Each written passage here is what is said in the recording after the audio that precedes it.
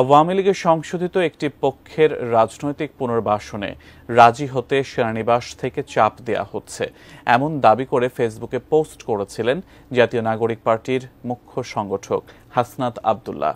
হাসনাতের সেই দাবির প্রেক্ষিতে তাঁর প্রতিক্রিয়া জানিয়েছে সেনাবাহিনীর সদর দপ্তর। আরও জানাচ্ছেন ইমতিয়াজ আলম। রাজনীতিতে সংকটের ছায়া পড়েছে রিফাইন্ড আওয়ামী লীগের রাজনৈতিক পুনর্বাসনের প্রশ্নে। আওয়ামী লীগকে ক্যান্টনমেন্ট থেকে পুনর্বাসন করার চেষ্টা হচ্ছে হাসনাত আব্দুল্লাহর করা এমন অভিযোগের প্রেক্ষিতে এবার নিজেদের প্রতিক্রিয়া জানিয়েছে সেনা সদর। RICL TMX, যুগের পর যুগ স্থাপনা থাকে মজবুত।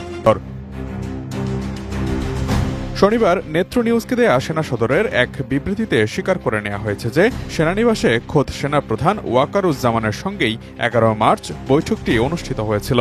তবে হাসনাত আব্দুল্লাহকে ডেকে নিয়ে যাওয়া এবং আওয়ামী লীগের পুনর্বাসনের বিষয় নিয়ে তাদেরকে প্রস্তাব বা চাপ প্রয়োগের অভিযোগটিকে অস্বীকার করা হয়েছে।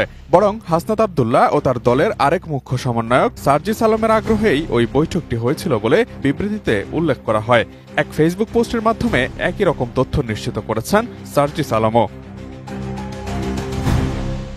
বাংলাদেশে গণঅভ্যুত্থানে ক্ষমতাচ্যুত আওয়ামী লীগকে নতুন রূপে পুনর্বাসনের বিষয়ে সেনানিবাসের কাছ থেকে ভারতের পরিকল্পনা উপস্থাপন করা হয়েছে।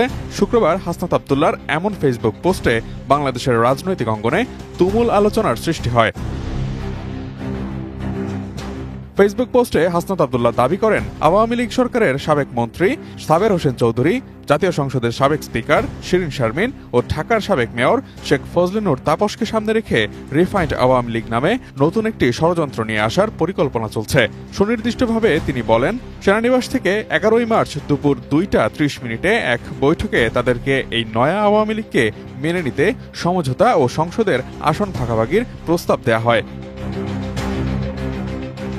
এরই প্রেক্ষিতে নেত্র নিউজ যোগাযোগ করলে একজন মুখপাত্রের মাধ্যমে বক্তব্য দেয় সেনা সদর। হাসনাত আব্দুল্লাহর পোস্টকে সম্পূর্ণ রাজনৈতিক স্ট্যান্ডবাজি বই, অন্য কিছু নয় বলেও মন্তব্য করা হয়েছে সেনা সদরের বিবৃতিতে। এছাড়া 27 বছর বয়সী এই ছাত্রনেতার বক্তব্যকে অত্যন্ত হাস্যকর ও অপরিপক্ক গল্পের সম্ভার হিসেবেও আখ্যা দিয়েছে সেনাবাহিনী। তবে আওয়ামী লীগ প্রসঙ্গে আলোচনা হওয়ার বিষয়টি সেনা সদরের বক্তব্যে অস্বীকার করা হয়নি। সেখানে বলা হয়, আলোচনায় আওয়ামী লীগকে নিষিদ্ধ করার প্রসঙ্গ উঠে আসলে সেনাপ্রধান ওয়াকারুজ্জামান নিজের অভিমতের কথা জানান ছাত্রনেতাদের। বিবৃতিতে সেনাপ্রধানের বক্তব্যের উদ্ধৃতি দিয়ে বলা হয়, আওয়ামী লীগের যেসব নেতারা ফৌজদারি মামলায় জড়িত নন এবং ক্লিন ইমেজের অধিকারী, তাদের সমন্বয়ে নতুন আওয়ামী লীগ আসন্ন জাতীয় সংসদ নির্বাচনে অংশগ্রহণ করলে নির্বাচন প্রতিদ্বন্দ্বিতামূলক, ফলপ্রসূ ও আন্তর্জাতিক মহলে অধিকতর গ্রহণযোগ্যতা পাবে। কিন্তু এই ব্যাপারে সরকার ও সব রাজনৈতিক দল মিলে আলোচনার মাধ্যমে সিদ্ধান্ত নিতে পারেন বলে তিনি মত প্রকাশ করেন। সেনাপ্রধানের বক্তব্যটি চাপ দেওয়ার ভঙ্গিতে নয়, বরং নিজের অভিমতের আঙ্গিকেই বলেছেন বলে এক ফেসবুক পোস্টে লিখেছেন সার্জিস আলমও।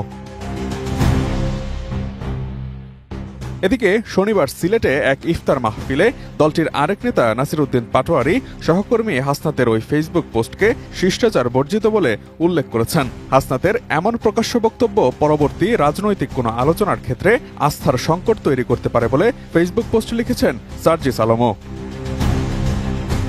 Imtiaz Alam, desk report, ATN news.